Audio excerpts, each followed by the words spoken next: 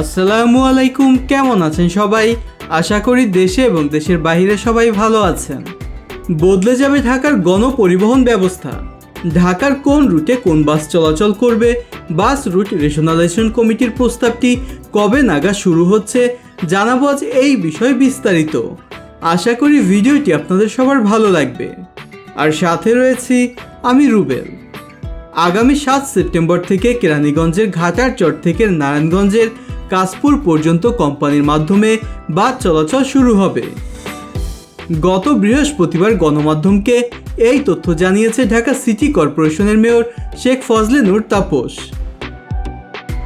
নগরীর গণপরিবহনের শৃঙ্খলা ফেরানো এবং যানজট নিরসনের লক্ষ্যে এই উদ্যোগ পর্যায়ক্রমে নগরীর সব রুটে একই পদ্ধতিতে বাস চলবে। সব মিলিয়ে 42টি রুটে বাস পরিচালনা করবে 22টি কোম্পানি। তার মধ্যে প্রথম রুটটি হতে যাচ্ছে ঘাটারচর মতিঝিল হয়ে কাশপুর। রুটটির জন্য প্রাথমিকভাবে 260টি বাসের তালিকা তৈরি করা হয়েছে, যেগুলো এখন 3টি কোম্পানির মাধ্যমে পরিচালিত হচ্ছে।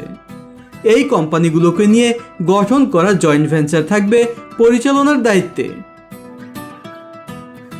পরিকল্পনা অনুযায়ী কোম্পানির ঢাকায় 6 রঙের বাস চলাচল করবে। রঙগুলো হচ্ছে গোলাপি, নীল, মেরুন, কমলা, সবুজ ও বেগুনি। ঘাটারচর থেকে মতিঝিল হয়ে কাশপুর রুটের বাসগুলো হবে সবুজ রঙের। ঘাটারচর থেকে মতিঝিল হয়ে কাশপুরের মধ্যে বর্তমানে বাসের রুটের সংখ্যা 3টি। রুটগুলো হচ্ছে A406, A439 এবং A161C। রুটগুলোতে চলাচল করা 3টি কোম্পানির 260টি বাস নতুন রুটটিতে চালানোর জন্য একটি তালিকা প্রস্তুত করেছে ঢাকা পরিবহন মালিক সমিতি। এর মধ্যে রজনীগন্ধা পরিবহনের 122টি বাস, মিডলাইন পরিবহনের 52টি ও মালঞ্চ ট্রান্সপোর্টের 33টি বাস রয়েছে। তবে পরিবহন মালিক সমিতি যে 260টি বাসের তালিকা প্রস্তুত করেছে, সেগুলোর বেশিরভাগই হচ্ছে পুরনো এবং লক্কর-ঝক্কর। রংচটার দুর্বল ফিটনেসের বাসগুলো পরিচালনার আগে প্রয়োজনীয় সংস্কার করা প্রয়োজন। নতুন রুটটি পরিচালনার জন্য গঠন করা হবে একটি জয়েন্ট ভেঞ্চার কোম্পানি।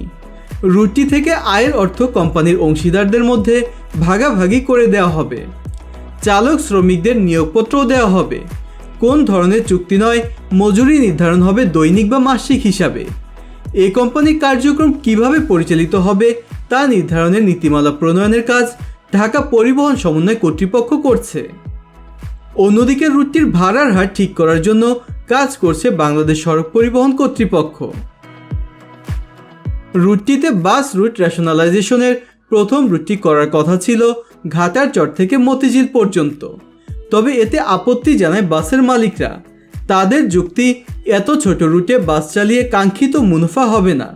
পরে বিষয়টি পর্যালোচনা করে রুটটি মতিঝিল থেকে কাশপুর পর্যন্ত বাড়ানোর পরিকল্পনা করা হয়েছে। ঢাকায় কোম্পানি ভিত্তিক বাস ব্যবস্থা প্রবর্তনের জন্য বাস রুট রেশনালাইজেশন কমিটি গঠন করে দিয়েছে সরকার। পদাধিকার বলে যার সভাপতি ঢাকা দক্ষিণ সিটি কর্পোরেশনের মেয়র।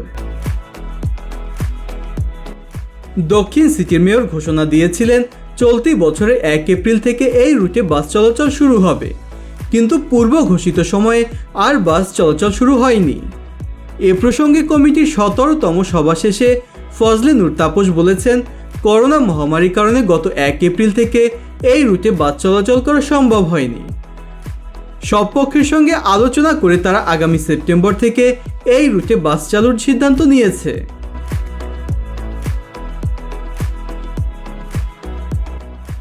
ঢাকার গণপরিবহনের মালিক 2000-এর থেকেও বেশি। ঢাকা ও আশেপাশের 200-রও বেশি অধিক রুটে বাস চলাচল করে। যাত্রী তোলার জন্য এক বাসের চালক অন্য বাসের সঙ্গে প্রতিযোগিতা করে। এর ফলে ঘটে দুর্ঘটনা।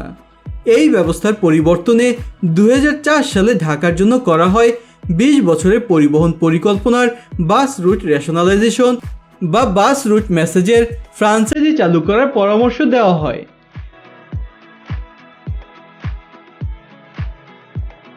বিশেষ এই ব্যবস্থার মূল লক্ষ্য ছিল লক্কর-ঝক্কর বাস তুলে দেওয়া, সহজ শর্তের ঋণে নতুন বাস নামানো।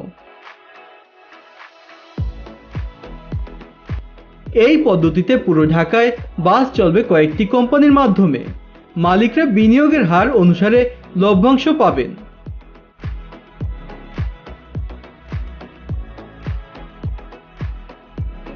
ইতিমধ্যে ঘাটারচরে একটি বাস ডিপো নির্মাণ করার জন্য জায়গা নির্ধারণ করা হয়েছে।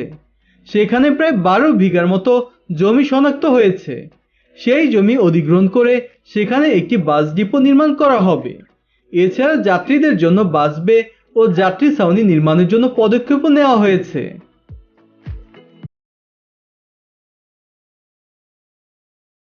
যারা বাস পরিচালনা করবেন তাদের সঙ্গে চুক্তির খসড়া প্রস্তুত করা হয়েছে। সেই চুক্তি সংক্রান্ত একটি নীতিমালাও তৈরি হয়েছে। আগামী 8 জুলাইয়ের মধ্যে চুক্তি চূড়ান্ত করতে বাস মালিক পক্ষ ও বিশেষ কমিটির সঙ্গে বসে সিদ্ধান্ত নেওয়া হবে। আগামী 29 জুলাই সেই চুক্তি সম্পাদন হবে।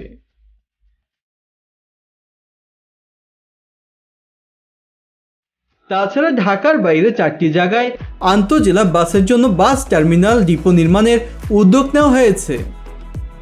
সেই কার্যক্রম দ্রুত শেষ করতে বিশেষজ্ঞ প্যানেল প্রতিবেদন জমা দিয়েছে। টার্মিনালগুলোর জন্য নির্ধারিত জায়গাগুলো হচ্ছে হেমায়েতপুর, ভাটুরিয়া, বাঘৈর ও কেরানীগঞ্জ।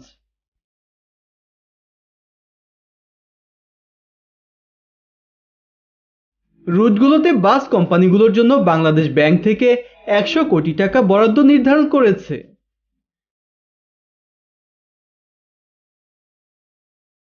মেয়র আতিকুল ইসলাম জানিয়েছে, রাজধানী ঢাকায় বর্তমানে 1646টি বাস কোনো প্রকার রুট পারমিট ছাড়াই চলাচল করছে। এসব বাসের জন্য নগরীতে সীমাহীন যানজট লেগে থাকে। এই বাসগুলো চলতে দেওয়া হবে না আর। আগামী 1 জুলাই থেকে 31 আগস্ট পর্যন্ত ঢাকার 2 সিটি কর্পোরেশন ও বিআরটিএ অভিযান পরিচালনা করবে।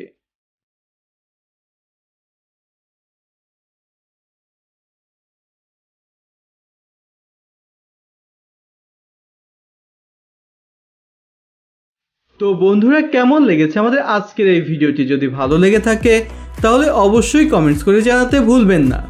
সেই সাথে যারা নিয়মিত আমাদের ভিডিও দেখেন কিন্তু এখনও চ্যানেলটি সাবস্ক্রাইব করেননি, তারা সাবস্ক্রাইব করে পাশে থাকা বেল আইকনটি প্রেস করে দিন, যেন পরবর্তী ভিডিওর নোটিফিকেশনগুলো পেয়ে যান সবার আগে। আর যারা ইতিমধ্যে চ্যানেলটি সাবস্ক্রাইব করেছেন তাদেরকে জানাচ্ছি অসংখ্য ধন্যবাদ। যে যেখানেই থাকুন, ভালো থাকুন, সুস্থ থাকুন। আজকের মতো আমি রুবেল বিদায় নিচ্ছি। আল্লাহ হাফেজ।